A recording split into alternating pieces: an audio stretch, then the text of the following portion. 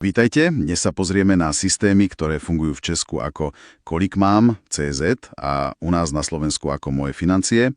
Naším cieľom je na základe podkladov pochopiť, ako tieto platformy narábajú s finančnými informáciami. Áno, presne. Je to vlastne celý ekosystém však. Máme tam e-shop, klientský portál, potom interný web pre operátorov a dokonca aj API pre partnerov. Presne. Takže prejdeme si tie kľúčové veci aj rozdiely medzi Českom a Slovenskom. Super, tak poďme rovno na tie produkty. Podklady ich spomínajú viacero. Čo je také, najdôležitejšie? V Česku by som povedala, že jednoznačne ten komplexný výpis. Ten je zaujímavý tým, že spája dáta z viacerých miest naraz. Z úverových registrov Eurisko, Kribis, potom z insolvenčného registra ISIR a aj z centrálnej evidencie exekúcií. Aha, čiže všetko v jednom? Presne. A na Slovensku máme niečo podobné, volá sa to spoločný výpis. Ten čerpá z našich registrov SRB a NRKI. Jasné. A spomínal sa tam aj report MyCredit. To je čo presne? Znie to trochu inak. Áno, MyCredit to je skôr taký, ako to povedať, prehľadný PDF report. Má človeku pomôcť ukázať, že je dôveryhodný, napríklad keď žiada o úver. Rozumiem. A čo je na ňom technicky zaujímavé, používa externý nástroj Evo PDF na generovanie a má aj vlastný systém na online overenie pravosti cez kód. Čiže nejaká ochrana proti falšovaniu. Presne tak. Zrejme je to pre nich téma. OK. A okrem týchto hlavných výpisov, boli tam aj nejaké ďalšie služby? Spomínali sa exekúcie predplatné? Áno, dá sa kúpiť aj čisto výpis exekúcií a zaujímavé je, že na to netreba overenie identity.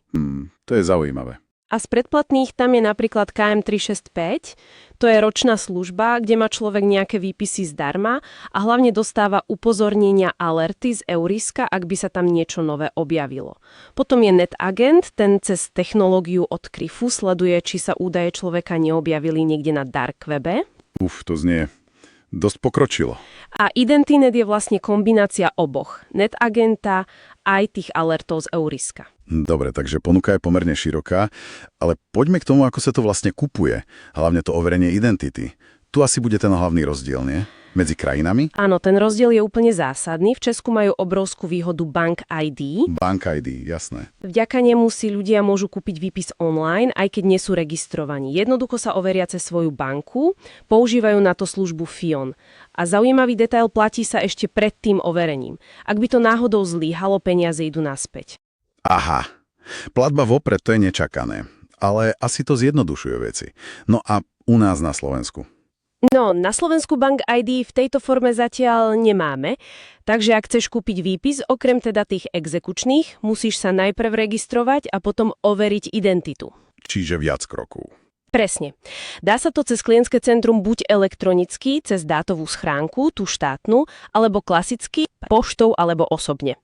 Takže je to trošku, komplikovanejšie. Rozumiem. A keď už teda niekto prejde týmto procesom, je registrovaný, overený, čo mu potom ponúka ten klientský portál? Ten portál je vlastne jeho centrum. Tam si spravuje profil, vidí celú históriu nákupov, môže si stiahnuť faktúry, samozrejme aj tie reporty. Jasné. Ak má predplatné, napríklad to KM365, tak tam sleduje tie alerty, môže si porovnávať skóre. Pre NetAgent a Identinet si zase manažuje, ktoré údaje sa majú sledovať a môže tam zadať aj požiadavku napríklad na opravu dát, ak nájde nejakú chybu.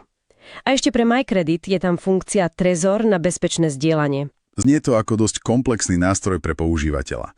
Ale kto to vlastne všetko riadi v pozadí? Riešite žiadosti, ktoré nejdú online?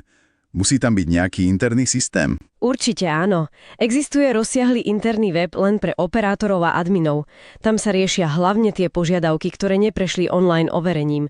Čiže ľudia, čo posielajú papiere poštou alebo cez dátovku. Aha.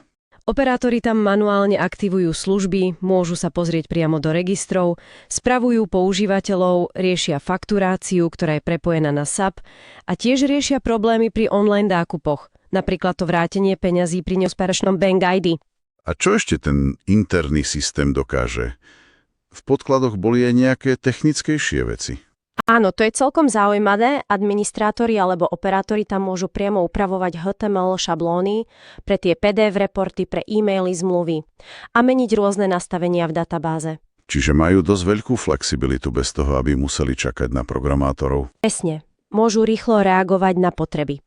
A ešte sa tam spomínali bezpečnostné kontroly cez checkmarks, aj keď teda s poznámkou, že tam ostávajú nejaké nevyriešené nálezy a nasadzovanie nových verzií robia mimo špičky. Dobre, takže ak by sme to mali nejako zhrnúť, ide o celkom prepracovaný systém na finančné reporty a monitoring, spája dáta z viacených zdrojov.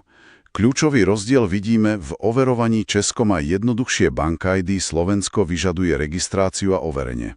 Áno. Registrovaní majú svoj portál a pre internú správu je tu ten rozsiahlý operátorský systém. Presne tak.